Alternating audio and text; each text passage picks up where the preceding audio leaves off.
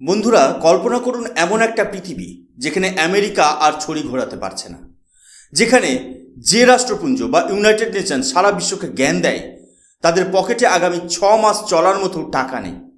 হ্যাঁ, 2026 সালের জুলাই মাসের মধ্যেই হয়তো তাসের ঘরের মতো ভেঙে পড়তে চলেছে এই গ্লোবাল অর্ডার।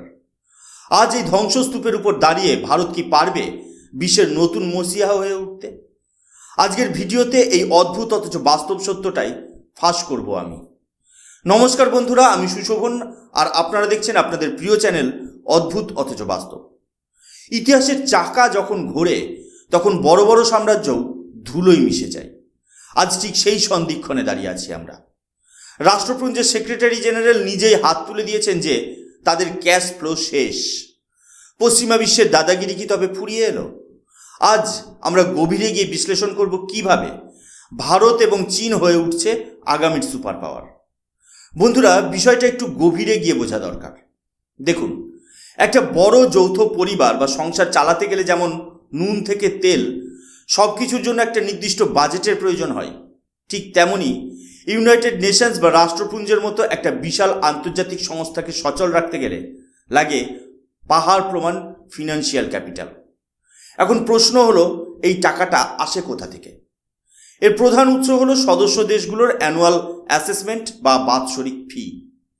প্রতিটি দেশের অর্থনীতির আকার অনুযায়ী একটি নির্দিষ্ট পরিমাণ টাকা তাদের দিতে হয়। কিন্তু বর্তমান পরিস্থিতিটা ঠিক কেমন জানেন?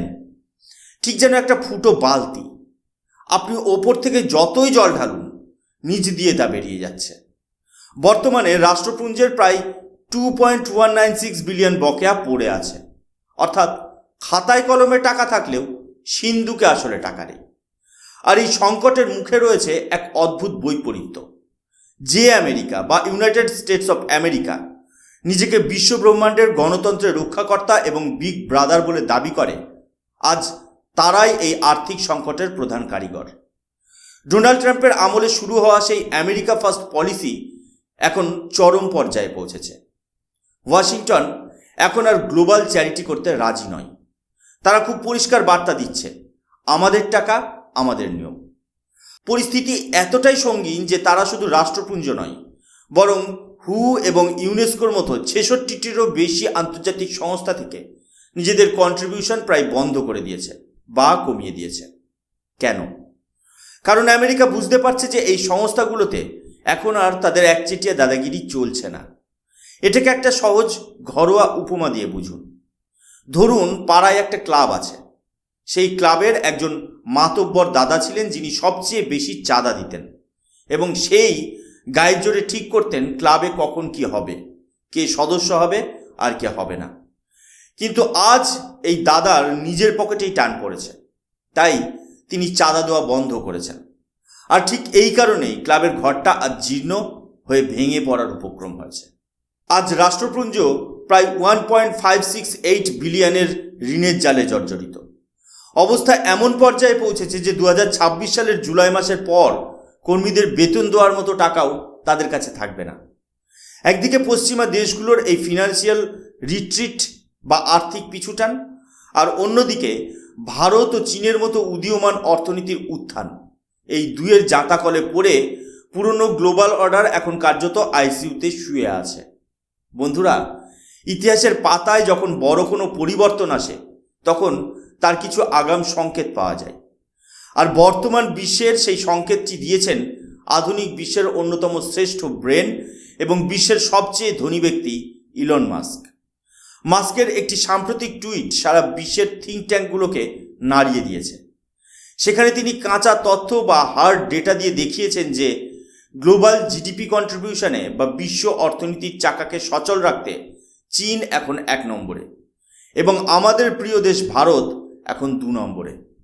আপনারা কি বুঝতে পারছেন এর গভীরতা কতটা? যে আমেরিকাকে আমরা এতদিন অজেয় ভাবতাম, সেই ইউএসএ এখন 3য় স্থানে নেমে গেছে। অর্থাৎ অর্থনৈতিক শক্তির বিচারে আমরা পশ্চিমাদের অনেক আগেই পেছনে ফেলে এসেছি। আর এই বাস্তবটা আজ থেকে কয়েক বছর আগেই আমাদের বিদেশমন্ত্রী ডক্টর এস জয়শঙ্কর অত্যন্ত সাহসের সাথে রাষ্ট্রপুঞ্জের মঞ্চে দাঁড়িয়ে বলেছিলেন। তিনি সোজা কথায় শুনিয়ে দিয়েছিলেন, যদি রাষ্ট্রপুঞ্জ সময়ের সাথে নিজেকে না বদলায় তবে তা অপ্রাসঙ্গিক হয়ে ধুলোয় মিশে যাবে। আজ 2026-এ এসে জয়শঙ্কর সাহেবের সেই প্রতিটি শব্দ ধ্রুব সত্যে পরিণত হচ্ছে।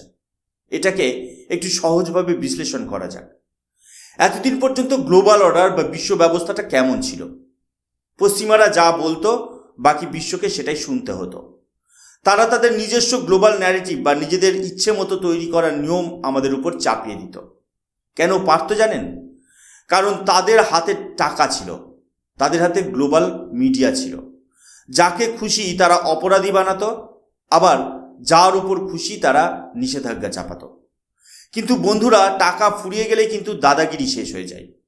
আজ যখন ভারতের অর্থনীতি রকেটের গতিতে ছুটছে এবং আমরা যখন বিশ্বের ফাস্টেস্ট গ্রোয়িং মেজর ইকোনমি, তখন শক্তির কেন্দ্রবিন্দু বা ব্যালেন্স অফ পাওয়ার আটলান্টিক মহাসাগর থেকে সরে এসে এখন ভারত মহাসাগরের তীরে আছড়ে পড়েছে। আজ পশ্চিমারা ক্লান্ত, তারা ঋণের জালে জর্জরিত। আর অন্যদিকে ভারত এবং চীন এখন বিশ্বের নতুন ইঞ্জিন। ভারতের এই উত্থান কেবল সংখ্যার লড়াই নয়, এটা আত্মমর্যাদার লড়াই। এতদিন আমরা তাদের নিয়ম মেনে চলেছি, কিন্তু এখন সময় এসেছে যখন বিশ্ব ভারতের তৈরি নিয়মে চলবে। আমরা এখন আর ফলোয়ার নই, আমরা এখন লিডার। পশ্চিমাদের সেই পুরনো চশমা দিয়ে বিশ্বকে দেখার দিন শেষ হয়েছে, কারণ এখন বিশ্বের ভবিষ্যৎ লেখা হচ্ছে নিউ দিল্লিতে। বন্ধুরা, এখন সবচেয়ে বড় প্রশ্ন হলো, রাষ্ট্রপুঞ্জ যখন দেউলিয়া হওয়ার পথে, তখন ভারত কেন বিশ্বের একমাত্র আশা বা দ্য অনলি হোপ হয়ে দাঁড়িয়েছে? এর পেছনে কোনো আবেগ নয়, বরং কঠিন বাস্তব কাজ করছে। দেখুন, ভারত এখন কেবল বিশ্বের ফাস্টেস্ট গ্রোয়িং মেজর ইকোনমি নয়, ভারত এখন বিশ্বের সবচেয়ে দায়িত্বশীল শক্তি। আপনারা কি জানেন, যখন বিশ্বের বড় বড় ধনী দেশগুলো রাষ্ট্রপুঞ্জের পাওনা মেটাতে টালবাহানা করে, তখন ভারত কিন্তু একটি রেকর্ড বজায় রেখেছে।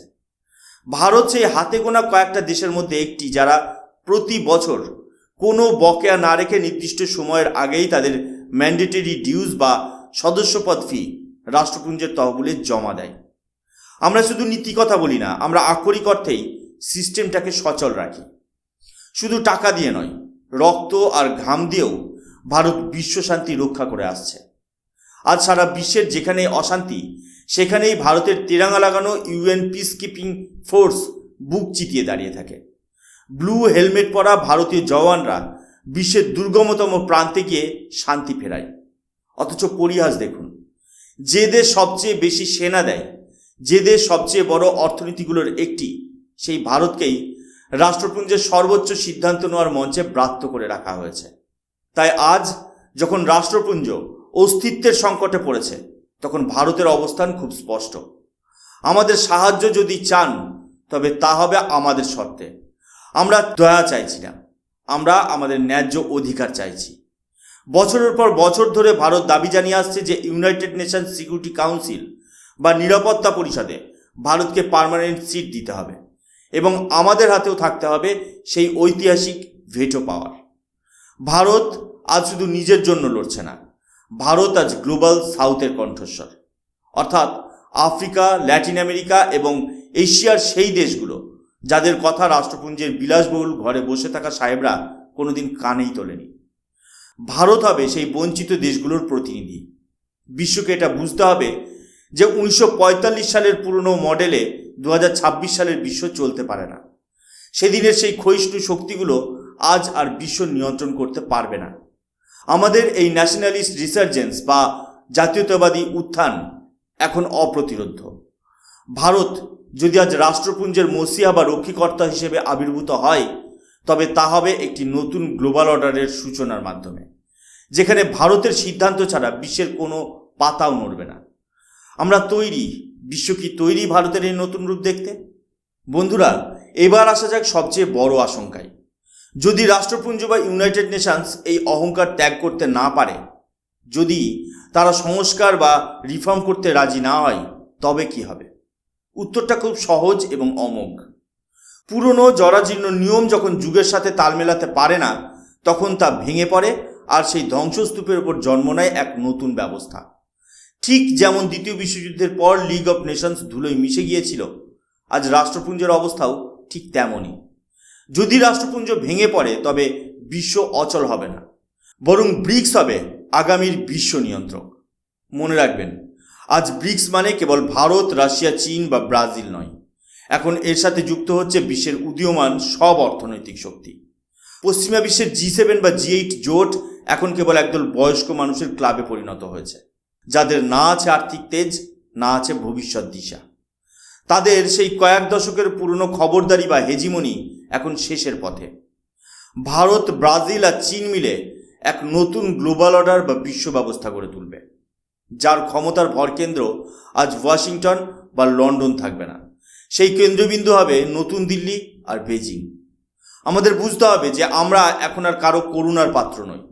এমন একটা সময় ছিল যখন আমাদের সাহায্যের জন্য পশ্চিমাদের দিকে হাত পাততে হতো, কিন্তু আজ সমীকরণ বদলে গেছে।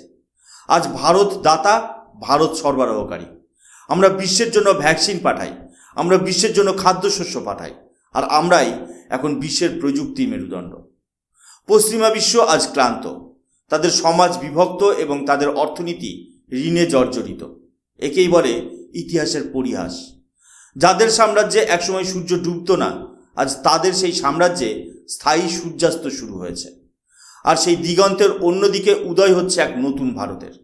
এটা কেবল আমাদের কল্পনা নয়, এটা আজকের জিওপলিটিক্যাল ধ্রুব সত্য। ভারতের এই সূর্যোদয়কে আটকানোর ক্ষমতা আজ আর কোনো পুরনো গ্লোবাল অর্ডারের নেই। আমরা এখন আর কারো বেঁধে দেওয়া পথে হাঁটব না, বরং ভারত যে পথ তৈরি করবে, বিশ্ব সেই পথে হাঁটতে বাধ্য। বন্ধুরা, সময় পাল্টে গেছে।